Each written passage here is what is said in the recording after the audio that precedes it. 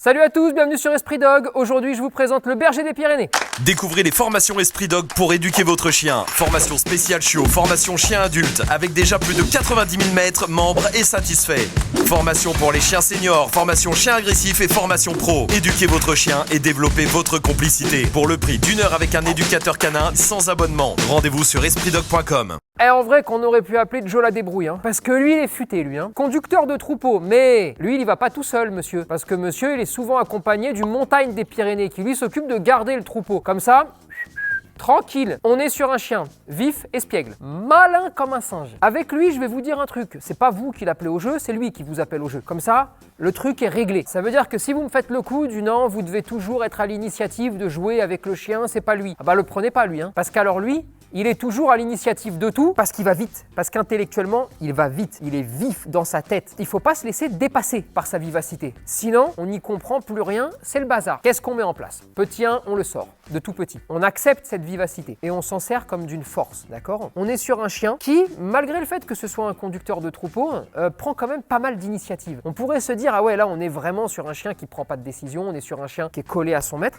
Ben lui, on a une jolie évolution parce qu'il en prend des initiatives et souvent il les prend, il s'en rend même pas compte. C'est juste que dans la tête, ça va vite. Quel est un peu l'inconvénient que ça peut avoir? Il est un peu aboyeur. Et il aboie parce qu'il réfléchit pas. Ça va tellement vite dans sa tête que d'abord il aboie et ensuite il va penser à pourquoi il a aboyé. Et donc des fois, il y a un petit décalage. C'est donc à vous, lors de son éducation, de lui apprendre à être capable de se contrôler, de gérer mieux ses émotions. Vous allez devoir lui apprendre à être calme. Exemple concret, il sort pendant une heure et demie, il joue avec ses potes, il fait le couillon, il se cache, machin et truc. Il fait sa jolie heure et demie de balade. Quand vous rentrez, moi je vous encourage à lui laisser, quand il est chiot, 1 ou 2 jeux d'occupation avec des matières différentes s'il doit faire ses dents, mais très vite après à l'âge adulte, à commencer à lui enlever complètement les jouets à disposition quand il est seul à la maison après sa balade, pour lui apprendre à rien faire tout simplement, parce que si lui il apprend pas à rien faire, alors il est fatigant, il est pénible, mais il est gentil quand même. Et ensuite évidemment, dès que vous êtes là, dès que vous avez envie de faire des choses, allez, prenez-moi un jouet. Et alors là, il joue à tout. Du moment que vous avez envie de jouer, il n'y a pas de souci. Et c'est souvent lui en plus qui va aller vous chercher ses jouets. Donc c'est pour ça qu'il ne faut pas lui laisser tout le temps à dispo, parce que sinon, constamment, il va prendre, il vous l'amène. Il va prendre, il vous l'amène. C'est solide. Ça n'a pas réellement de gros problèmes de santé, si ce n'est ceux inhérents à la jante canine, j'ai envie de vous dire. Niveau toilettage, rien. C'est résistant, c'est fort. Un coup de brosse de temps en temps. Brosse un peu adaptée. Vous savez, là, on est sur des poils plutôt longs, mais un peu rêches. N'hésitez pas à demander conseil à un toiletteur si vous en avez un à côté de chez vous ou à votre vétérinaire. Mais c'est important quand même au moins de démêler un petit peu tout ça, histoire que ça fasse pas des dreadlocks dans tous les sens. C'est résistant aux intempéries. Évidemment, maître sportif sans aucun souci. Je veux quand même attirer votre attention sur quelque chose. On dit souvent, oh là là, berger des Pyrénées, surtout pas si vous n'êtes pas sportif. Il y a une différence entre pas être sportif et pas marcher. C'est-à-dire rester à la maison sans pouvoir bouger. Personne ne court derrière son chien en balade. Que vous soyez sportif ou non, quand vous allez promener votre chien, vous ne courez pas derrière, sauf si vous faites du jogging avec, ça c'est autre chose. Du moment que vous marchez, du moment que vous sortez tous les jours, du moment que vous lui proposez de s'amuser avec d'autres chiens notamment, aucun souci pour avoir ce chien-là, notamment sur des personnes qui seraient à la retraite. On est sur un petit chien courageux, on est sur un petit chien qui va toujours aussi chercher à comprendre un petit peu ce qui se passe. On est sur un chien qui est très fort en obéissance. C'est pas une petite nature, mais il a quand même besoin beaucoup d'être coucouné aussi. Et ça, c'est un peu la particularité de ce chien-là aussi. D'aspect comme ça, on a vraiment l'impression, en tout cas on a l'image du chien, tu sais, le chien un peu qui reste dans la cour et puis qui va bosser. Les choses sont en train d'évoluer et on est surtout sur un chien qui a besoin d'affection, qui a besoin de caresses, qui a besoin vraiment de partager des vrais liens avec son foyer. On est sur un chien avec un vrai rapport poids-puissance qui est très intéressant. Si vous ne le sortez pas suffisamment, s'il ne se dépense pas, s'il ne joue pas assez, la solitude, ça va être une galère. Je dirais même la destruction, ça va être une galère. Il faut impérativement, dès que vous le récupérez à 2 mois, que vous sortiez. Parce qu'à 2 mois, c'est plus facile de fatiguer mentalement et physiquement un chien en général et donc un berger des Pyrénées. Eh bien, c'est ensuite plus facile parce qu'il est fatigué de le faire dormir tout simplement, ou en tout cas qu'il s'occupe gentiment dans son panier et donc de lui apprendre à ne rien faire, de lui apprendre à être sage, de lui apprendre à être calme. Comme il va apprendre tout cela très naturellement, eh bien, pas de problème de solitude, pas de problème de destruction, pas de problème d'anxiété à la maison et c'est quand même beaucoup plus facile comme ça. Si vous ne faites pas ça, vous allez vous retrouver avec un chien à 1 an et demi ou à 2 ans qui, pour être fatigué, doit sortir 14 heures par jour. Vous n'allez jamais pouvoir lui permettre d'être réellement fatigué. Donc, il ne restera pas seul, il sera anxieux, il détruira, mais c'est pas une fatalité, c'est juste qu'on a mal commencé, c'est juste qu'on a mal fait les choses au départ. Si vous voulez, là encore une fois, parce que tout est lié en fait au tempérament, et plus le tempérament est fougueux, plus le tempérament est vif, et moins il faut commettre d'erreurs quand ils sont petits, mettez-les-moi, s'il vous plaît, dans la chambre quand ils arrivent. Ça c'est quelque chose vraiment...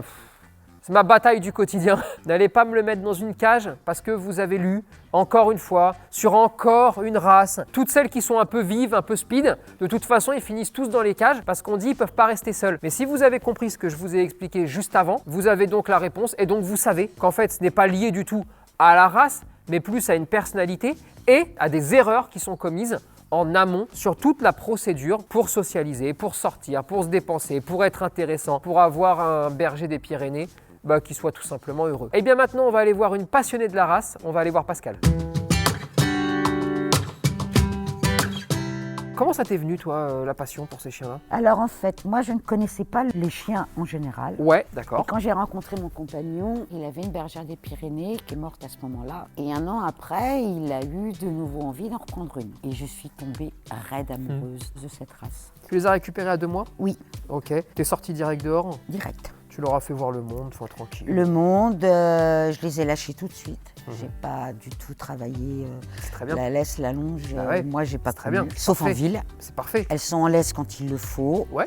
Mais par contre, elles bénéficient de beaucoup de liberté. C'est des chiens qui aiment la liberté. Ouais, c'est de la liberté que tu leur as donnée dès le départ. Hein. Ah, dès le départ. Et c'est peut-être pour ça que tu n'as pas de soucis non plus. C'est-à-dire qu'à un moment donné, vu que tu leur as offert de la liberté tout de suite, elles ont pu se dépenser, elles ont pu jouer petites, elles ont pu... Ah, tout de suite, elles sont eh, arrivées, elles étaient en forêt le lendemain. Quoi. Ah oui, la liberté, ça te permet aussi surtout de permettre au chien de prendre des décisions. S'il est un peu inquiet, il contourne ou il avance. S'il a envie de revenir avec toi, il revient vers toi.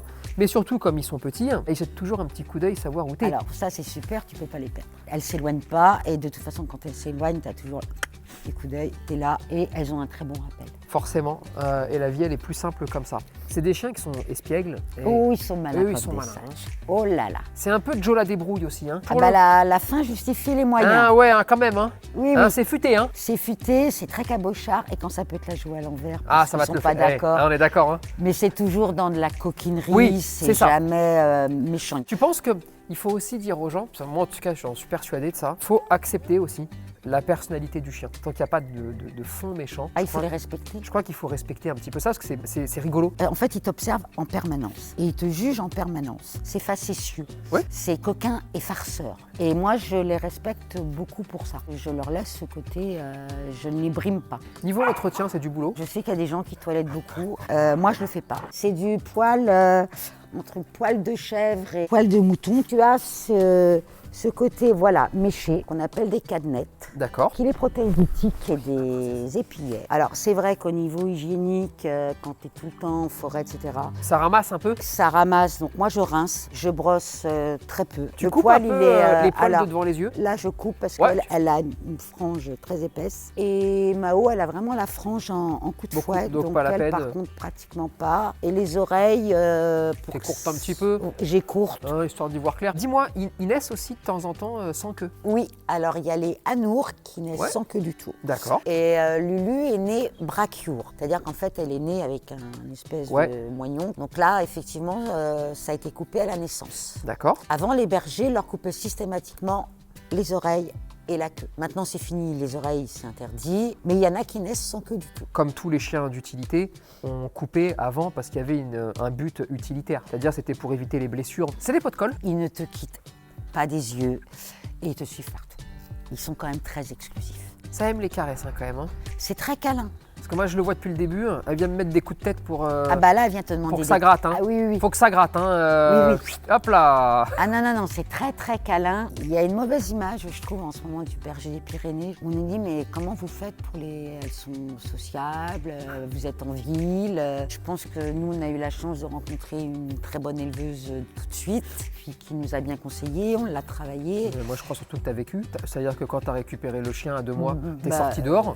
J'ai C'est tout. vécu ma vie. Bah oui, tout simplement, sans te poser 1000 questions. C'est-à-dire que t'es parti dehors, tu t'es promené, tu les as lâchés, et c'est pour ça que t'as pas de problème. Il se dit tellement de choses sur toutes les races. Il se dit beaucoup de choses. Mais je crois qu'il faut pas trop se poser de questions, justement. Faut être instinctif. La sociabilisation, c'est vrai que tu prends le temps. Moi, j'ai passé des heures en terrasse des cafés avec un bouquin. Quand t'as un chiot de 5 mois, les gens...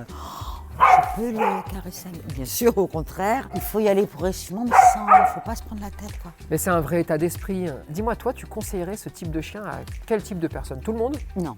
Alors, je recommande à des gens qui sont actifs, Ouais.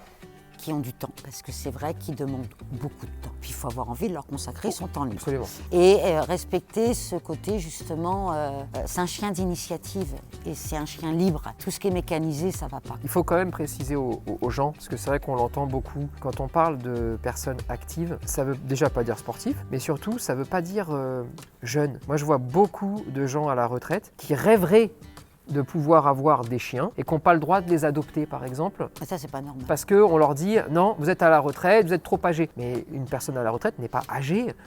Et il y a une vraie différence entre actif, capable de marcher, capable d'aller se balader, et quelqu'un qui ne peut plus rien faire. Il y a beaucoup de retraités qui rêvent d'avoir ce type de chien aussi, et on leur ferme un peu les portes, bêtement, je trouve. Dis-moi, il y a des problèmes de santé qui touchent la race? J'ai eu un truc comme quoi il y aurait quand même quelques allergies alimentaires. Alors les souffles au cœur aussi. Je connais plusieurs bergers des Pyrénées âgés qui ont un souffle au cœur. Il y a des tests pour ça, tu sais si...